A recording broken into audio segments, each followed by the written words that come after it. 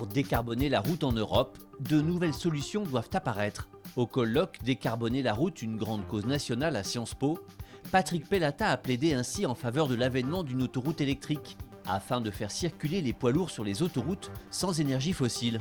La route, c'est beaucoup d'émissions et c'est beaucoup d'énergie au total. La route consomme aujourd'hui plus d'énergie, quasiment tout fossile, que la production électrique de la France. Ça pèse très lourd. Alors dans la route, il y a des voitures, ça c'est quand même parti pour être massivement électrique à batterie. Et puis après, il y a les poids lourds. Dans les poids lourds, il y en a au moins la moitié qui font des longues distances. Dans ce cas-là, la solution, ça reste toujours l'électrification avec des batteries, mais avec ce qu'on appelle l'autoroute électrique. L'autoroute va avoir une voie qui va être équipée, soit d'un rail au sol avec des patins qui vont venir collecter de l'électricité, ou bien un câble avec un caténaire et deux câbles qui va venir chercher cette électricité, qui va alimenter avec ça le moteur électrique, qui va recharger la batterie de telle sorte que quand le camion sort de l'autoroute, il a une batterie pleine et il a fait tout son trajet sans utiliser la batterie.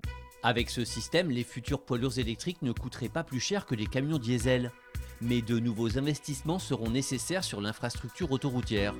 Le gros de l'investissement supplémentaire de l'électrification, dans ce cas-là, va être porté par un opérateur d'autoroute ou un nouvel investisseur qui va payer l'investissement qui est relativement coûteux pour toute la France, de l'ordre de 30 à 40 milliards d'euros, et qui va lui-même se payer sur 30-35 ans en vendant l'électricité au camion qui est en train de la prendre sur le rail ou sur le caténaire. Avec l'adoption de l'autoroute électrique en Europe, les émissions de gaz à effet de serre sur les autoroutes seraient divisées par 5.